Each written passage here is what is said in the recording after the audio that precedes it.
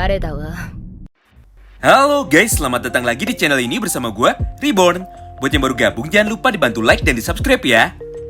Setelah libur selama 1 bulan penuh, akhirnya chapter terbaru dari manga spin-off Tokyo Revengers yang berjudul Letter from Baji atau Surat dari Baji chapter ke-8 kembali terbit secara legal di Jepang sejak beberapa jam yang lalu. Oleh karena itu, pada video kali ini, kami pun akan menjelaskan dan juga menceritakan mengenai seluruh alur cerita lengkap mulai dari halaman pertama sampai dengan halaman terakhirnya. So, bagi kalian yang sudah tidak sabar dan ingin tahu mengenai kelanjutan cerita dari manga spin-off terbaru ini, kalian bisa simak terus ya video ini sampai habis. Pada awal chapter, kita pun langsung dikejutkan dengan sebuah adegan menarik yang sudah lama sekali kita tunggu-tunggu dan juga kita pertanyakan, yaitu siapakah presiden dari geng Toman pada garis waktu ini. Beruntung, semua pertanyaan kita tersebut langsung terjawab pada halaman pertama itu, melalui kemunculan dari 2 orang berandalan paling kuat yang ada di dalam geng Toman generasi pertama. Siapa lagi kalau bukan Mikey dan juga Draken. Semua hal tersebut bisa kita saksikan sama-sama melalui beberapa potongan panel manga yang sudah kami tampilkan di layar. Di mana pada momen ini, nampak sekelompok berandalan sekolah lain yang tidak sengaja menabrak tubuh Mikey. Hingga mereka semua pun langsung marah kepada Mikey dengan berkata seperti ini. "Woi, apa kau buta? Lihatlah ke depan kalau berjalan." Namun ketika berandalan tersebut menoleh, seketika mereka bertiga pun langsung nampak kebingungan setelah melihat penampilan dari Mikey dan juga Draken. Yap, benar banget. Mereka berdua adalah Mikey dan juga Draken palsu yang sengaja menyamar dan meniru penampilan dari orang terkuat di dalam geng Toman dengan tujuan untuk mencari keuntungan dan menakut-nakuti semua berandalan lain yang ada di wilayah itu. Singkat cerita, setelah Mikey dan Draken palsu mengenalkan dirinya, seketika ketiga berandalan ini pun langsung ketakutan dan berniat untuk segera pergi meninggalkan lokasi itu. Karena tidak ada satupun dari mereka yang berani mencari masalah dengan geng Toman generasi pertama. Melihat hal tersebut, Mikey dan Draken palsu pun tidak mau menyanyiakan kesempatan dan dengan cepat langsung berkata, "Woi, mau kemana kau? Jika ingin selamat, cepat minta maaf dan berikan uang kalian." Mendengar ucapan dari Draken palsu, tanpa pikir panjang ketiga berandalan lemah itu pun menurut dan langsung memberikan semua uang mereka sebelum pada akhirnya bisa pergi meninggalkan lokasi itu. Scene pun kini berpindah. Setelah beberapa saat berlalu, tiba-tiba saja Mikey dan juga Draken palsu tanpa sengaja berpapasan serta menabrak tubuh dari Chifuyu yang kebetulan baru saja pulang dari supermarket. Di saat yang bersamaan ini, Draken pun kembali mengulangi lagi semua aktingnya dengan harapan bisa menipu dan mengambil uang dari Ryusei dan juga Chifuyu Matsuno. Dengan penuh emosi, Draken palsu berkata, "Hei, apa kau tidak punya mata? Aku adalah wakil presiden dari geng Toman generasi pertama.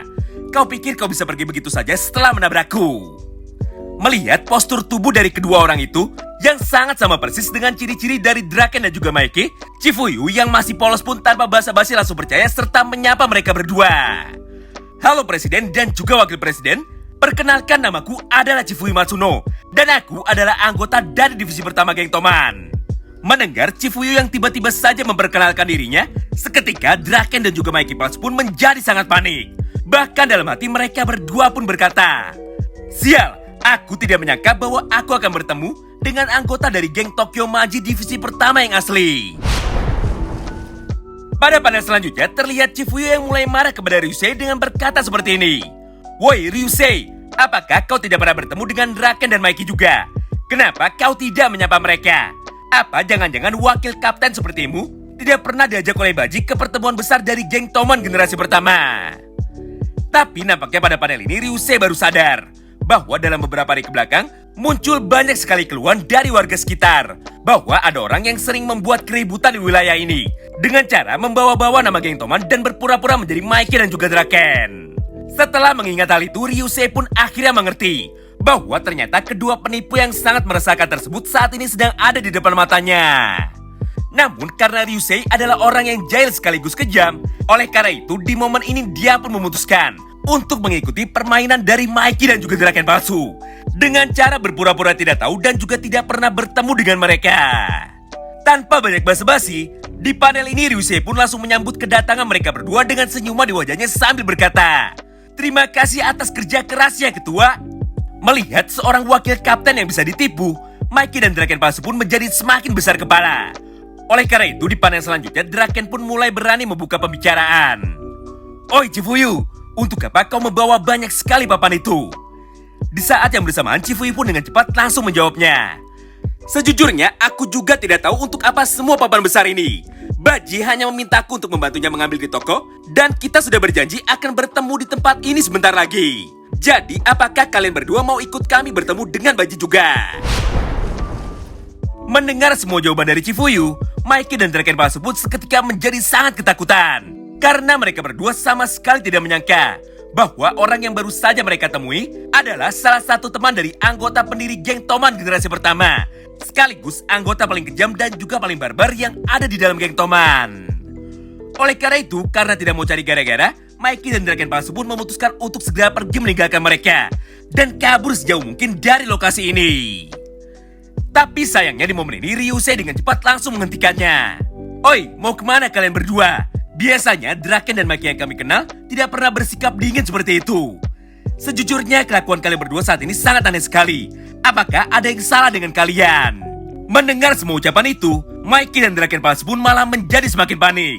Namun karena tidak mau ketahuan dan terbongkar penyamarannya, akhirnya mereka berdua pun memutuskan untuk menuruti permintaan dari Ryusei Sato, sambil mencari cara dan juga alasan untuk bisa pergi meninggalkan tempat ini tanpa harus dicurigai dan membongkar penyamaran mereka. Mulai dari sanalah akhirnya Ryusei Sato memulai permainannya dengan cara menipu mereka berdua dan mengerjai mereka berdua menggunakan beberapa metode berikut. Pertama, Mikey dan Draken palsu diminta makan dalam porsi banyak sampai kekenyangan. Walaupun awalnya mereka sempat ragu, tapi sepertinya Mikey dan Draken tidak punya pilihan lain. Bahkan dalam hati mereka berdua pun berkata, sial, jika kita terlihat mencurigakan lagi, maka kita pasti akan langsung diajar oleh wakil kapten ini. Tidak peduli apapun yang terjadi, aku tidak akan membiarkan penyamaranku terbongkar. Kedua, setelah menghabisi semua makanan yang sudah disediakan oleh Ryusei Sato, Mikey dan Draken palsu pun diminta untuk langsung bertarung melawan anggota dari geng lain di wilayah itu yang bernama geng Momotaro. Beruntung di momen ini ada Chifuyu yang dengan polosnya malah membantu Mikey dan Draken palsu untuk mengalahkan semua anggota dari geng lawan itu. Ketiga, setelah dipaksa bertarung dalam keadaan perut kekenyangan, Mikey dan Draken palsu pun diminta untuk melakukan sauna dalam suhu yang sangat tinggi, hingga mereka berdua pun menjadi lemas tak berdaya. Dan yang keempat, Mikey dan Draken palsu diminta untuk menunjukkan atraksi bela dirinya dengan cara memukul serta menghancurkan tumpukan keramik menggunakan kepalan tangannya. Nah, setelah melewati percobaan di atas, Mikey dan Draken palsu pun langsung menyerah dan langsung memutuskan untuk pura-pura pergi ke toilet. Padahal aslinya ingin langsung pergi meninggalkan lokasi ini tanpa sepengetahuan dari Sato dan juga Chifuyu. Namun ketika Chifuyu dan juga Ryusei Sato mencoba untuk mengejarnya, tiba-tiba saja mereka berdua tanpa sengaja malah bertemu dengan Keisuke Baji yang kebetulan baru saja datang dengan membawa anjing mirip Pachin.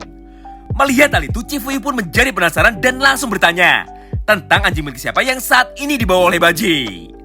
Mendengar pertanyaan Chifuyu, Baji pun dengan cepat langsung menjawabnya. Anjing ini adalah milik Pachin. Karena Pachin dan keluarganya sedang liburan musim panas keluar kota, akhirnya akulah yang saat ini menjaganya. Itulah alasan kenapa aku meminta kau dan juga Ryusei Sato untuk membantuku membelikan papan besar di supermarket. Karena aku ingin membuatkan kandang anjing ini di rumahku. Namun respon berbeda justru ditunjukkan oleh Ryusei Sato, di mana pada panel ini Ryusei pun seketika langsung pucat dan juga ketakutan ketika melihat Baji membawa anjing. Nah, di momen inilah Chifuyu baru sadar bahwa ternyata Ryusei Sato sangat takut sekali dengan anjing. Oleh karena itu pada momen selanjutnya, Chifuyu pun langsung meminjam anjing itu dari Baji dan dengan cepat langsung mengajaknya berlarian untuk mengejar Ryusei Sato. Dengan penuh semangat, Chifuyu pun berkata, akhirnya saat ini aku berhasil menemukan kelemahanmu. Mulai sekarang aku akan meminjam anjing Pachin jika kau berani menjahiliku lagi.